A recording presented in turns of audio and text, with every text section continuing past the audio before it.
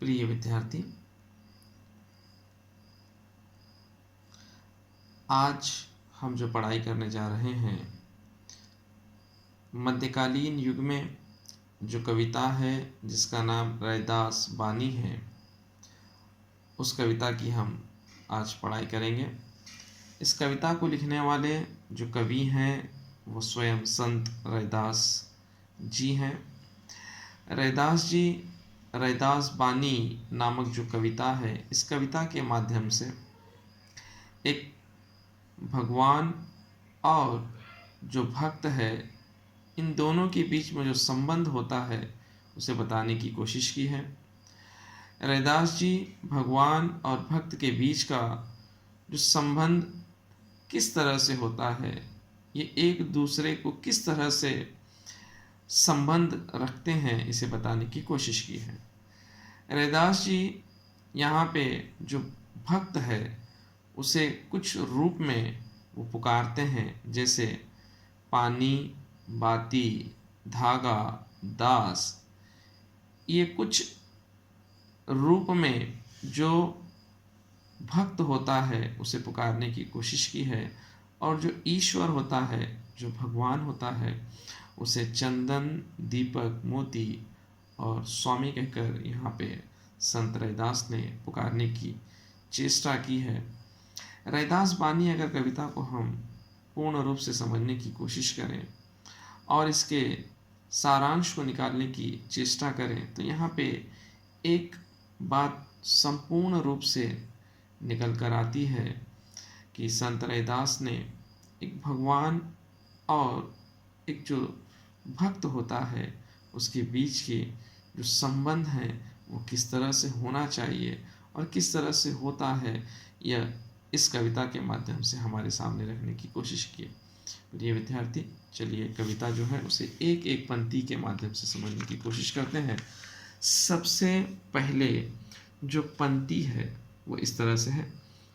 अब कैसे छूटी राम रट लगी, प्रभु जी तुम चंदन हम पानी।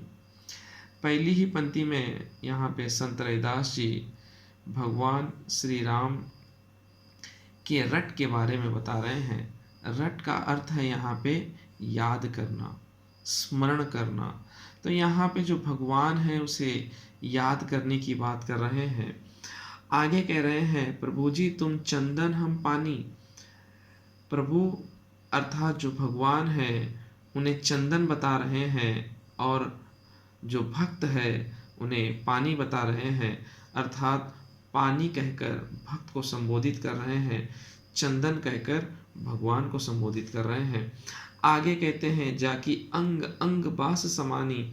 जिस तरह से जो चंदन होता है, और चंदन खुशबू के लिए पूरे संसार में जाना जाता है, और चंदन की खुशबू जब शरीर को लगती है या फिर चंदन की खुशबू कहीं से एक जगह से दूसरी जगह जब परिवर्तन होती है तो अपने साथ खुशबू लेकर आती है।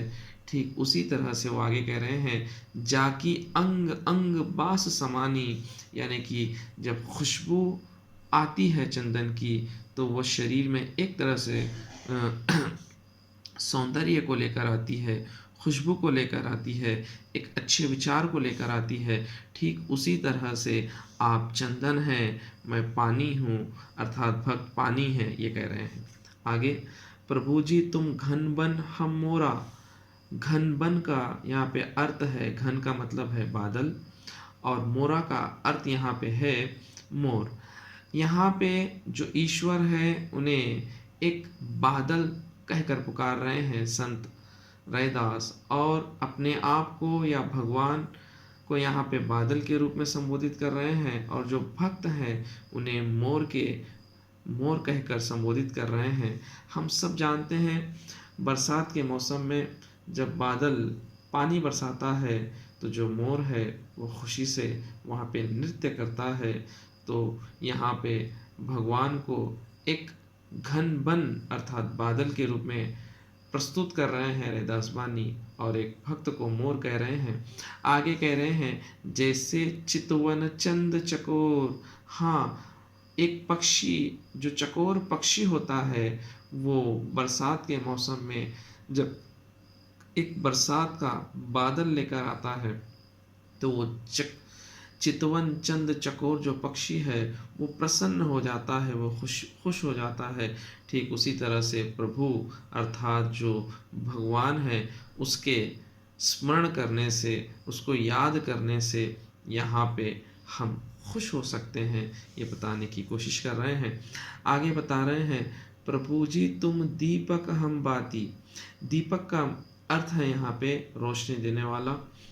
जो दीपक होता है वो बाती का अर्थ है उसके अंदर जो कपास की जो बाती होती है वो। प्रिय विद्यार्थी, यहाँ पे रैदास वाणी कह रहे हैं, प्रभु अगर आप दीपक हैं तो हम बाती हैं। दीपक और बाती एक दूसरे के बगैर अधूरे हैं। हाँ, अगर सिर्फ दीपक है तो वो नहीं चल सकता, अगर वो सिर्फ बाती है तो भी नहीं चल सकता। इसको दीपक और बाती ये दोनों जब एक साथ आते हैं तो प्रकाश का वहाँ पे उत्पन्न होता है। जब प्रकाश आता है तो वहाँ पे जो अंधकार है वो दूर होता है। कहने का अर्थ है, प्रभु जी तुम दीपक हम बाती, जाकी ज्योति बरे दिन राती। हाँ, जब दीपक और बाती दोनों मिलकर जलते हैं तो वहाँ पे प्रकाश का उत्पन्न होता है। ये यहाँ पे कहने की कोशिश कर रहे हैं। आगे, प्रभु जी तुम स्वामी हम दास, ऐसे भक्ति करे रैदास। यहाँ पे रैदास कह रहे हैं, प्रभु जी आप स्वामी हैं, अर्थात आप मालिक हैं, आप हमारे जो सर्वशक्तिमान है, आप इस संसार के और संसार में रहने वाले तमाम जो मनुष्य हैं उन सब के आप स्वामी हैं, तो हम आपके दास हैं। दास का अर्थ है सेवक हैं। प्रभु को यहाँ पे स्वामी कहकर पुकार रहे हैं और अपने आप को दास कह रहे हैं। ऐसी भक्ति करे रैदास। तो यहाँ पे जो रैदास हैं अर्थात स्वयं कवि संत रैदास कह रहे हैं कि मैं आपकी ऐसी भक्ति करना चाह रहा हूँ जैसे एक सच्चा भक्त करता है। आगे कह रहे हैं, रैदास श्रम कर खाई। रैदास उनका खुद का नाम है। श्रम का अर्थ है यहाँ पे काम करना है। करी का मतलब करना है, खाई का मतलब खाना है।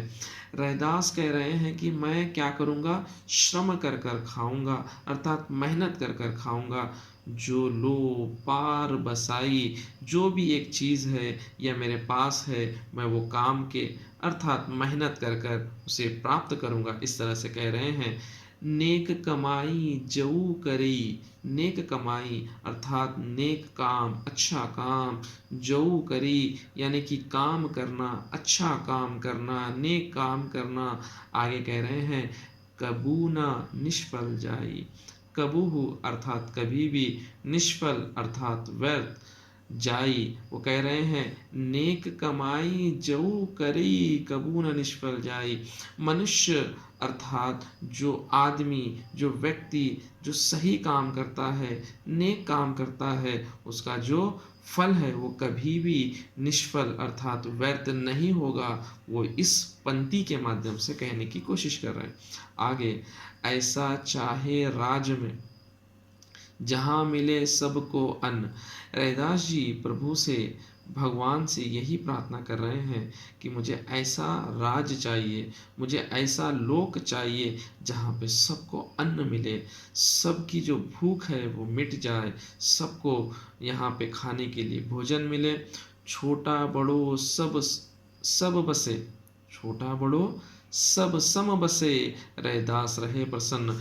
चाहे वो छोटा हो चाहे वो बड़ा हो, अर्थात आर्थिक रूप में, अर्थात चाहे वो गरीब हो चाहे वो अमीर हो, चाहे किसी के पास पैसे कम हो चाहे किसी के पास पैसे ज़्यादा हो, इस संसार में सबको अन्न मिले, सबको खाने के लिए भोजन मिले, और ऐसे लोक में रैदास प्रसन्न है। इस तरह से यहाँ पे रैदास वाणी कविता में रैदास जी कहने की कोशिश कर रहे हैं। प्रिय विद्यार्थी, उम्मीद करता हूँ कि आपको ये कविता अच्छी लगी होगी। अगर आपको ये कविता अच्छी लगी तो मैं आपसे एक निवेदन करना चाहूँगा, मेरे इस चैनल को सब्सक्राइब करें, शेयर करें, लाइक करें, ताकि आने वाले समय में मैं और आप लोगों के लिए नए कविता, पाठ और दूसरे विषयों पे वीडियो बनाने में मुझे आनंद आए।